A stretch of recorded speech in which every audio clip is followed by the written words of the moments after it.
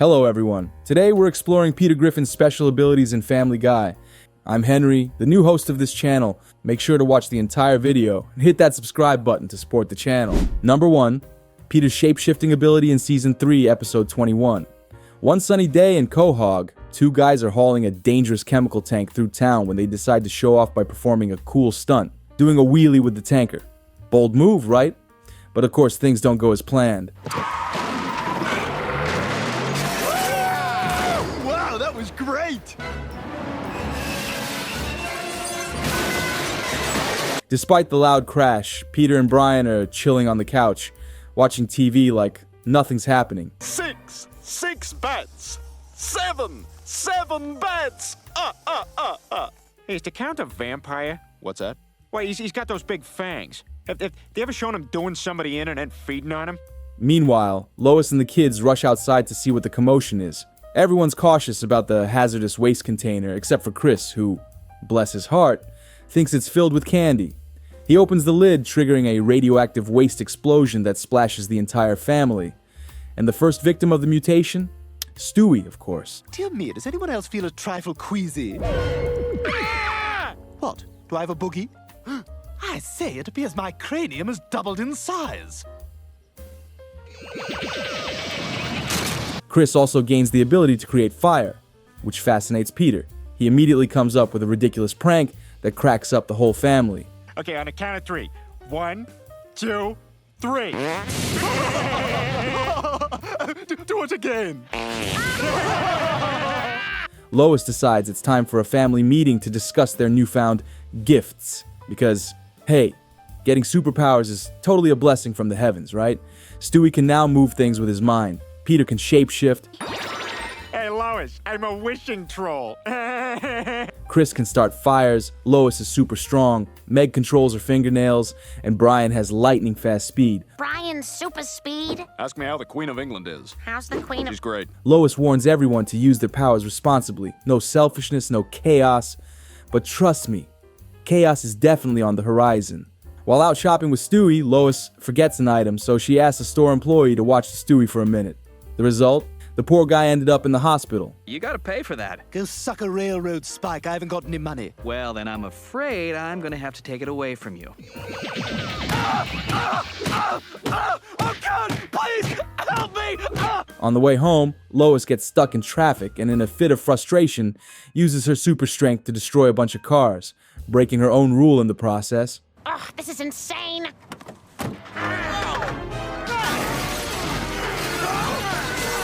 At school, Chris uses his new fire powers to roast a classmate named Hector for calling him Chris Gristle, which sparks a full-blown fire at the school. You remember that time you called me Chris Gristle? I think so. Well, burn for it!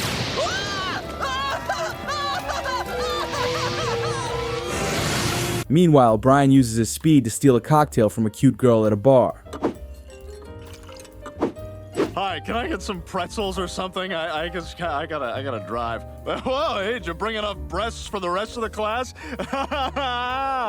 And Meg, starstruck by her favorite boy band, In Sync, at the mall, Hey, do you want to split a Toblerone? Oh, gosh.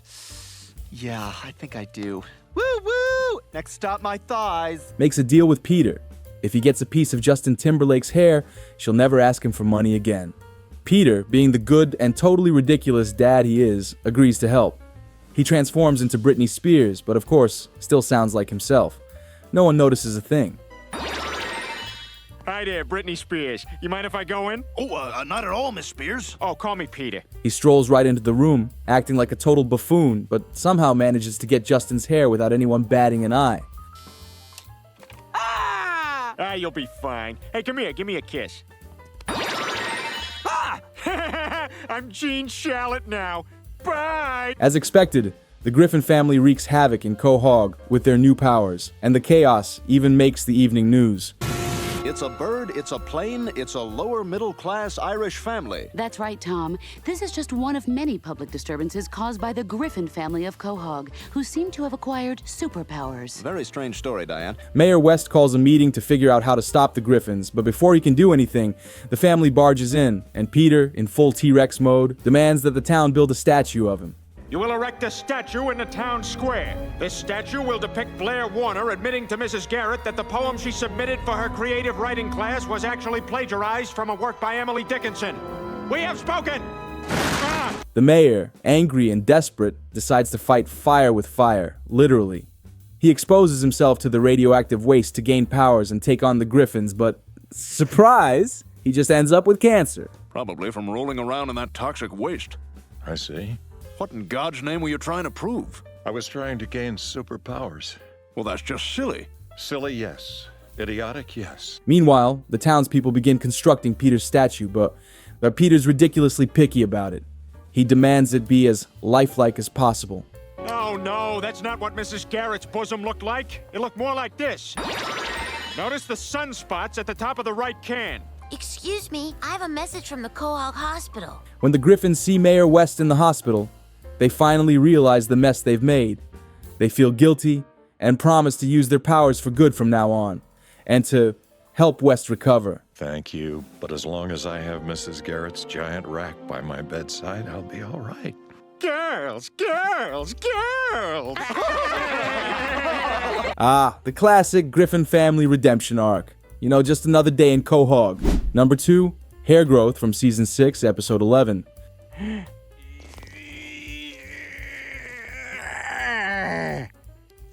There we are. Stewie and Brian are at Joel's second birthday party, and let's just say Stewie's not having the time of his life.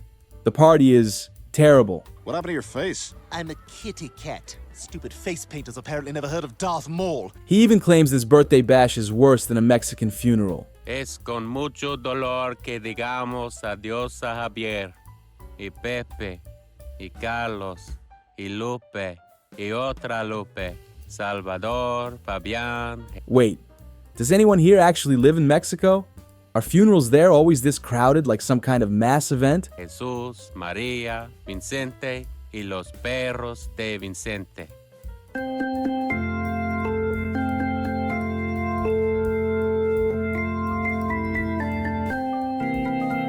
Stewie, already unimpressed, urges Brian to leave quickly before a creepy Spider-Man starts eyeing him. Don't let me catch you, 'cause I'll just wrap you up and eat you later. Hee. But just as they were about to leave, Brian noticed a beautiful woman. Stewie said that she was Jared's mother, and her husband had passed away, just like the pink cougar. He won't be okay. 1/3 of his body weight is Owens Corning fiberglass insulation. Well, that's it. But don't worry, he won't burn in hell, thanks to all that Owens Corning fiberglass insulation. Immediately, Brian starts flirting, and Stewie's not thrilled because it means he's stuck in this miserable, dangerous party longer. The woman reveals she loves magicians, so Brian, ever the smooth talker, claims to be a magician who worked with Doug Henning. Welcome to the wonderful world of magic. Hope I don't get AIDS. Oh God, that is so my humor. So naturally, she invites him to perform at her son's birthday next week. Brian agrees, but Stewie can only think, wow, Brian's a train wreck. He's like those 2 tourists at the coffee shop. I myself drank like 5 liters of beer. Any more and I would have ended up in hospital, man. Oh, you said it, friend.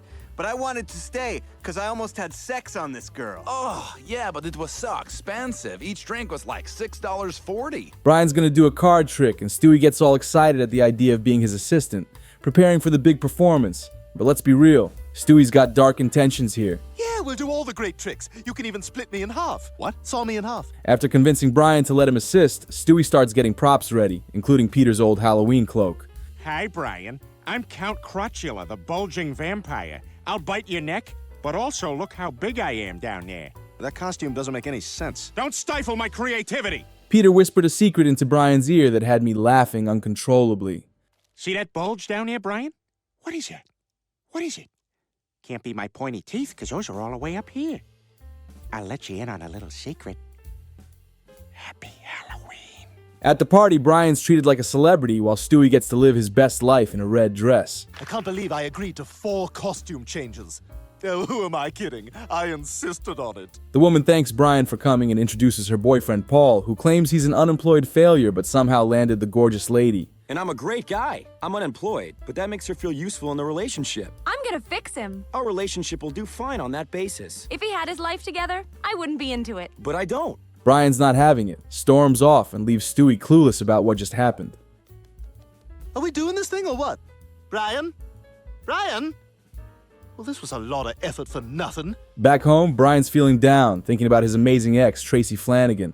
Stewie suggests he should track her down, but Brian's unsure. He's not exactly a great catch. And then, in high school, I was violated sexually by my father. It happened on numerous occasions, and I was too afraid to tell anyone because I felt like somehow it was my fault. So, you do go all the way? He finds Tracy's house, and to his surprise, she's not the same as she was. Time and bad life choices have taken their toll. Wow, you sure look different than the last time I saw you. Yeah, haircut. So, to get out of here, I just make a left out of the driveway and drive as fast as I can? Yeah, Brian, you're that bad. As he's about to leave, she drops the bombshell. They have a kid together. Wait, what? How is this even possible? Brian, this is Dylan. He's your son. Oh, no way! Jerry! Jerry! Jerry! Tracy says she wanted Brian to meet their son Dylan for a while. Brian's not exactly thrilled about it, muttering that this situation is even worse than that goodbye scene in The Wizard of Oz. And I think I'll miss you most of all, Scarecrow. Oh, okay. It's kind of an odd thing to say. Yeah, sort of a weird comment right in front of all of us. Kind of thought this was a team effort. Yeah, really glad I risked my life and everything. Yeah. Dorothy says she'll miss the Scarecrow the most, but the Lion and Tin Man are just annoyed because they're jealous. You're like 5 minutes from gone and you leave with that? Yeah. You know, that's like cutting a huge fart and then walking out of the room. And that's how we'll remember you, as a big fart. Goodbye, big fart. At home, Brian's panicking because Dylan acts like a tiny gangster. Shouldn't you be in school? I don't know. It's Wednesday. Up yours. Nice kid. Peter agrees, saying, "Thank goodness I don't have to raise that kid. My life would be worse than a widow's." Quiet! Keep it down up there! What did I just say? I'm calling the police! Lois tells Brian to take responsibility and raise his son. It's a rewarding experience. Peter, he's against it. Right then, Dylan shows up at the Griffin house with a letter from Tracy, demanding Brian take care of him. To Brian from Tracy. He's your problem now. P.S. Will you write me a letter of recommendation for the University of Phoenix? No, I'm not going to put myself on the line like that. But Dylan, oh my God! Brian is still in shock, but Stewie quickly introduces Dylan to everyone. Lois is freaked out by the kid's behavior. Dylan, it's so nice to meet you. Shut up, bitch. Oh, he got you, Lois. Brian, being the worst dad ever, won't let Dylan stay until Lois convinces him. As soon as Dylan goes up to Chris's room, he declares that everything in the house is now his and defeats the evil monkey in the closet, which Chris finds hilarious.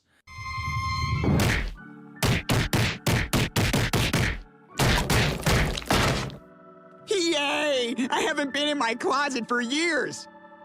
Boy, there is a lot of feces in here. Dylan's presence creates chaos in the Griffin household. Lois tells Brian to step up and discipline his son before he terrorizes the family more.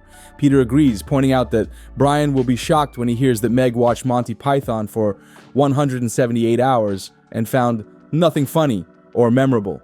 I have a pet hedgehog named Zippy, and I shall walk her to town. And each time my foot hits the ground, I shall say boing, boing, boing. I'm a girl! I don't even like the good Monty Python sketches. Dylan continues his reign of terror by giving Peter a gangster haircut while he's asleep. Oh my God! Peter, look! Oh, damn it, Dylan, what the hell? Finally, the moment arrives when Peter uses his special talent to grow his hair back, and honestly, I was floored.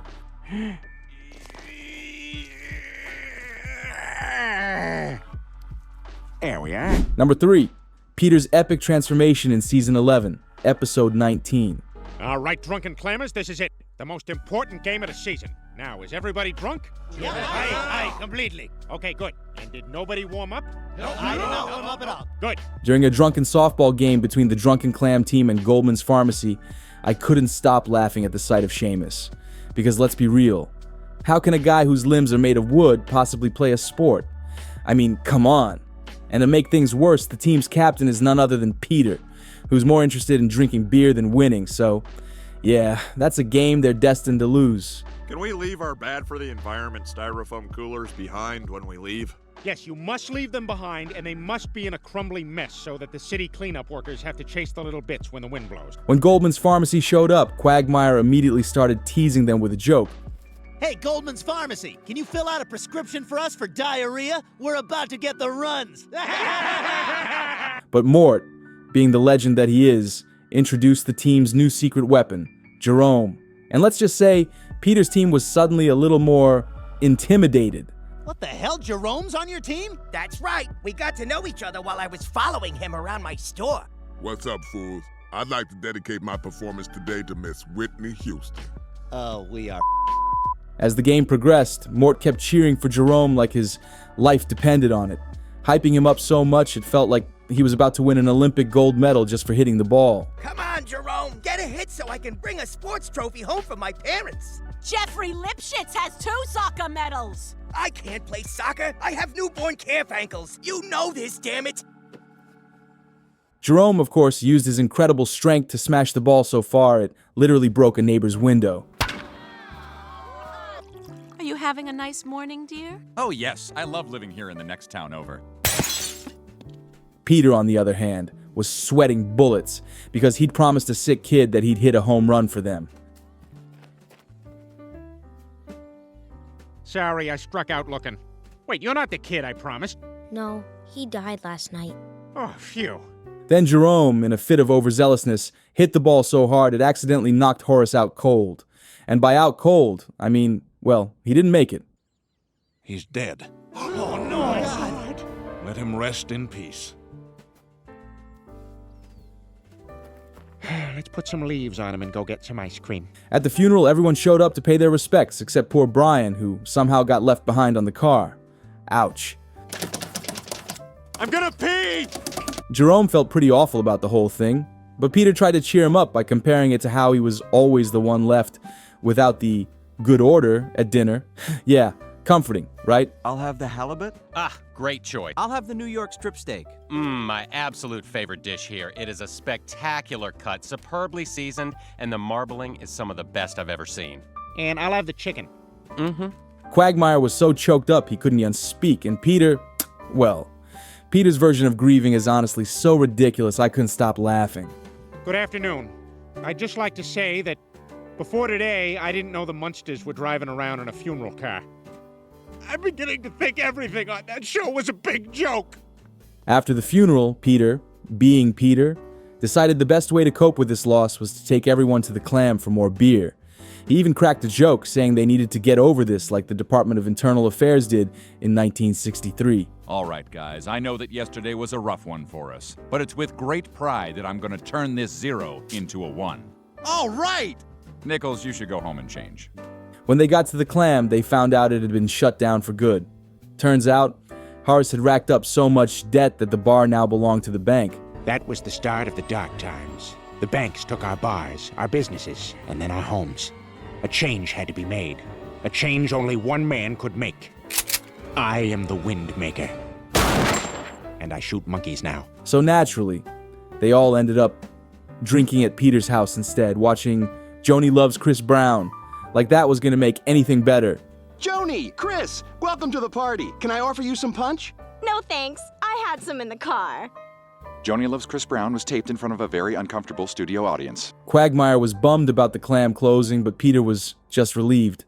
Who needs a bar when you've got a place to drink beer and a bathroom for all the businessmen to gather? I mean, as long as we got a place to drink and a restroom for businessmen to have homosexual encounters. Hey, thanks for the sex. Thank you for notarizing those documents. Lois was not thrilled when she saw Peter had turned their home into a makeshift bar, but Peter had a very valid reason for it. He said it was the only way for them to bond, and besides, their attempts at quitting drinking had failed miserably. I just don't think a good way to start a screenplay is 400 years ago in Bethesda, Maryland. Yeah, and don't you think it's confusing that every character in the movie is named Movie Guy? Come on, you guys, the Oscars are next week, so let's get this done. That night, Peter took his friends back to the Clam, despite it being closed, because, hey, why let a little thing like property law stop you from boozing, right? Joe pointed out that sneaking in was illegal, but Peter insisted he'd tried spending more time with family, mostly by checking if Chris had autism. Classic Peter logic. Not overly affectionate. So they broke into the bar through a window. Naturally, they were all thrilled. Peter even revealed that their ancestors had been drinking at the Clam for generations. Welcome to the Drunken Clam. Can I get you boys a mug of stout? Why, certainly. This is a bully establishment you've got here. The doors are a little short, but that's okay, because we're smaller back now. They would drink together, laughing and joking with dark humor. To the Clam! Here! And to brain-damaging venereal disease. I wake up with blood on my penis pillow. I'm gonna go insane in a wheelchair, staring at the sea. Back in the present, the guys had already had quite a bit to drink, and things were starting to spiral into chaos. Joe even mistook a candle for a beer mug. It was a total blast. To the Clam! Joe, your hair looks stupid. Then, in true Peter fashion, he had to pee, but didn't want to get up. So he tried to use Joe's catheter, for the comedy gold, obviously. Hey, what happens if I blow in this end? Don't, I'll explode. I'm gonna. You do it better than Bonnie. It takes a man to know what a man likes. The next morning, they woke up hungover, and Peter, feeling especially transformed by the night's events, used his special powers to give himself a brand new look. Wow, that's amazing. Yeah, but for the next 10 minutes, I'll be very vulnerable to predators. Now he was a pink-skinned version of himself with a fresh, hilarious method for dealing with predators. Mountain lion, make yourself look big! Number 4, Peter gets a skin color makeover in Season 12, Episode 20. Oh no, Peter, quick, change pigments! That was close. As Joe boasts about his romantic escapades with Bonnie, Cleveland returns to Family Guy and gets teased in good fun over his own show, The Cleveland Show. Your logo was stupid. It looked like a big purple penis and your ratings blew. We did about the same as Bob's Burgers. That's your bar? Oh, shame on you. Lois is thrilled to have Cleveland back under their roof. But Stewie, the little bundle of mischief, isn't exactly throwing a welcome party. It'll be nice having Cleveland back across the street. Why?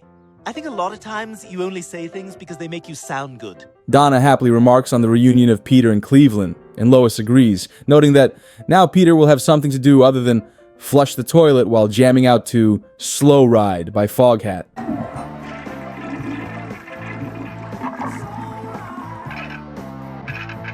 Peter, you're wasting tons of water! It's not a waste, and we need a faster toilet. Meanwhile, Rallo makes an attempt to greet Stewie, but Stewie quickly dismisses him. Sup, man? Yeah, sup. Keep walking, you boondocks ripoff. Oh, now I see it. Yeah, you totally do look like you're copying Asterisk the Boondocks. Ouch.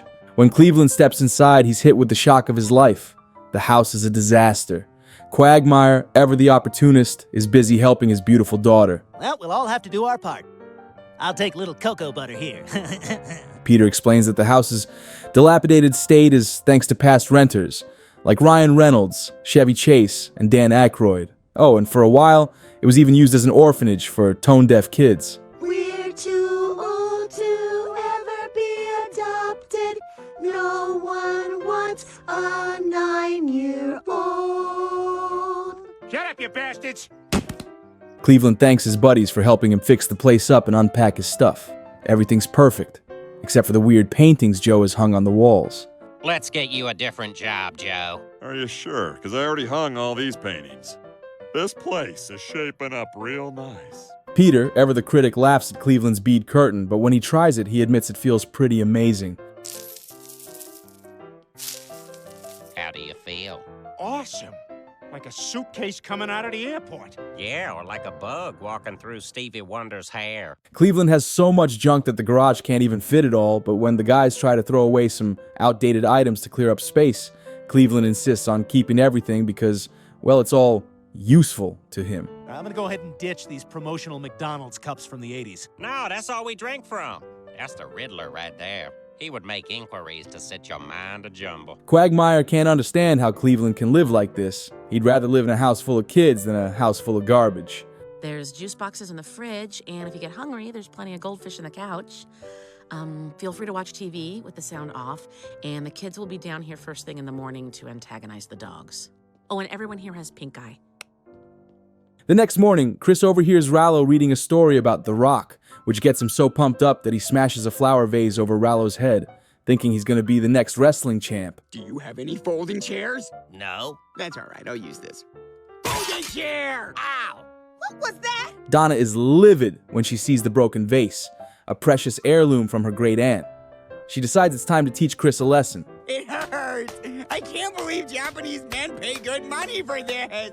At work, I am important businessman. Here, I am bad boy. Chris, horrified, runs home to Lois, telling her, "Mrs. Brown hit me." But here's the funny part. He was so terrified that he didn't even have time to pull up his pants. Mom, Mrs. Brown spanked me. What? And you still haven't pulled up your pants? Chris spills the beans about what happened, and Lois is not happy. She insists Peter go to Donna's house to make it right. But Peter, ever the problem solver, suggests Lois chill out a bit and find another way to blow off steam. His idea? You could always do what I do, toss a dumbbell into a crowd and act like it was an accident. Classic Peter. I forgot to make it look like an accident. Lois, though, is beyond mad. She storms over to Donna's house, ringing the doorbell like it's her job. Donna, what gives you the right to spank my child? It always smells like the same meal over here. When Donna answers, Lois immediately demands to know why she hit her kid. The two women go toe-to-toe, each defending their actions. Lois claims she never hits her kids because they're well-behaved, right, Lois? But Donna counters that her kid is currently up on the roof. Stewie, you get down from there this instant. Munch me, bitch! Right now, Stewie, or you're in timeout. How many gray pubes you plucked today, you old bag? Yikes.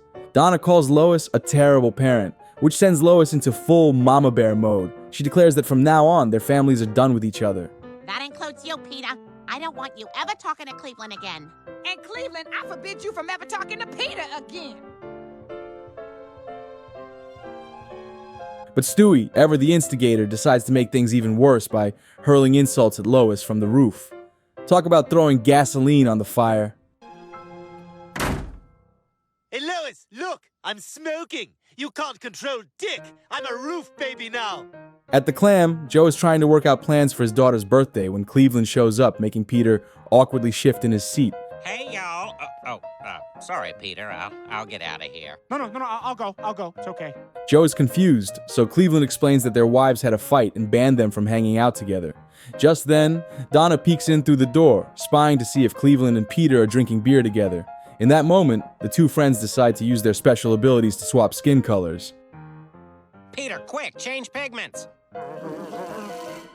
After Donna leaves, they quickly change back and breathe a sigh of relief. Crisis averted. For now. That was close. Number 5. Peter teleports home in season 21, episode 6. No, it's okay. I'll just black out and never know how I got home. Works every time. And it's good for the environment, maybe. The Griffin family, along with their friends, head to a Halloween festival. Lois is bubbling with excitement, happily exclaiming about how great it is to be there.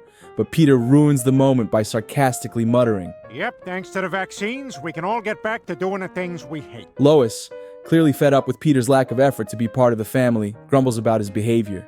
They argue until a random woman walks by, momentarily stopping their bickering. Look, I'm doing the best I can, but I gotta tell you... Whoa. Careful. Peter then spots his boss and rushes over to ask why he's wearing a particular hat. Preston casually explains that he's dressed as 90s comedian Pauly Shore. You mean Pauly Shore? Perhaps in less formal circumstances.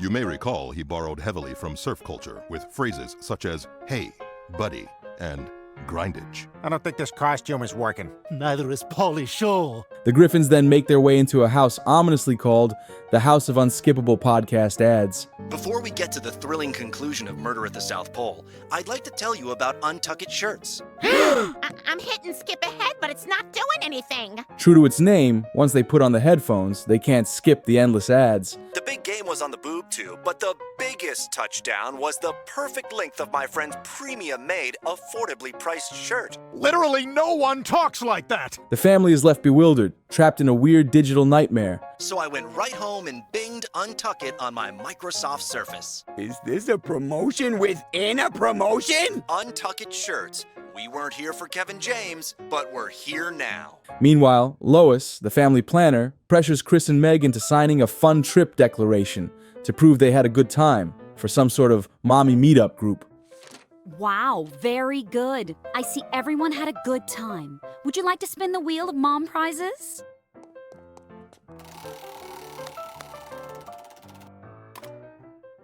Lois, ever the strategist, even uses this as an opportunity to make Bonnie take her turn with the worst option on the plan. Classic Lois. Donate spin to mom you wish to belittle. Oh, thank you. But you know Bonnie needs this more than I do. Yeah, her rejuvenation only made things worse. Peter and his gang of misfit friends stumble into a haunted house, where they find a creepy 3D image room that scares Cleveland half to death. Holography? That's next door to witchcraft, and down the hall from David Blannery. I do not care for his ruses. But with some encouragement from Quagmire, they venture on, only to be puzzled by a 3D image of Michael Cera. Oh, it's the real me. I'm just kind of translucent. Oh, hello, Hollywood. Yes, I would like to star in an action movie franchise. That's not a Bluetooth. He just stuck a Tootsie Roll in his ear. Then, Peter discovers a room with a data scanner that creates perfect replicas of people. That sounds kind of bogus. Is the science check out on that? They used it on Star Trek. You got a problem with Star Trek? Okay, take it easy. I accept your explanation. We all should. It's Halloween. Intrigued, he trades his shirt for the machine, setting off a chain of events that leads to his own personal clone being made.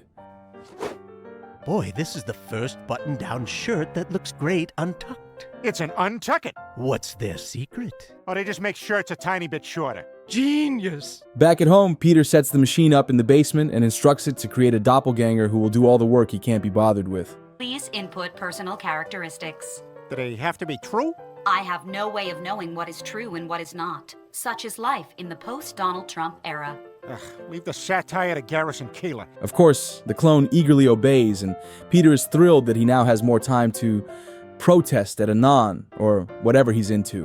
What do we want? We don't know! When do we want it? Also unclear. Why do we want it? Because it was forwarded to us in an email, so it must be true! Yeah! Lois, unaware, is delighted by the clone's help with picking out clothes, while Peter spies on them from a nearby painting. First, my 7-Up Yours t-shirt. That was the most provocative thing ever put on television at the time. You have to keep that. Okay, great. But, plot twist, he somehow gets trapped inside that painting, needing to call for help to get out. Classic Peter move. Under the seat studio audience poncho from the Meredith Vieira show. Maybe it's time to say goodbye to Miss Vieira. Oh man, this is going great! Oh crap, I'm stuck. The next day, Peter hands his clone a list of increasingly bizarre and illegal tasks. Teach Stewie what sound the cow makes. It's moo. Quack is duck. Get opiates from John. Yeah, I'll give you John's number. Tell him it's Peter calling for opiates from John. He'll know what you mean. The clone agrees to do it all, making Peter proud of his genius idea. This is the best thing since the Mayflower hired a tour guide, he proclaims. Okay, everyone. From 8 until 9, we'll be trembling before our angry god. From 9 to 10, there's yellow fever on the Lido deck. And at 10, it's everybody's favorite, buckle hat bingo. The guy without a hat wondered, what will happen if we lose all our hats? What if we lost our buckle hat? Well, do you have a plain hat? Yeah. Do you have a belt? Yeah. You got a buckle hat. I just love knowing what's going on. Meanwhile, the clone is diligently helping Lois with housework, leaving her overjoyed and relieved. Meg thinks everything is going great, except for the heat. But not to worry, the clone comes to the rescue with a massive hat to shield everyone from the sun, while reading a funny quote from a dish towel. Ah, the small joys in life. And now to quote the kitchen towel, let us turnip the beat. Stop it, or I'm gonna wet myself. Me too. I always wet my plants. Later at the Clam, Peter gets totally hammered with his buddies. Joe thinks Peter's too drunk to walk home, but Peter, ever resourceful, taps into his special ability to teleport home safely. No, it's okay. I'll just black out and never know how I got home. Works every time. And it's good for the environment, maybe. Because why walk when you can just teleport your way out of a bad situation, right? And there you have it. Just another day in the life of Peter Griffin, where things are awkward, bizarre, and sometimes just plain hilarious.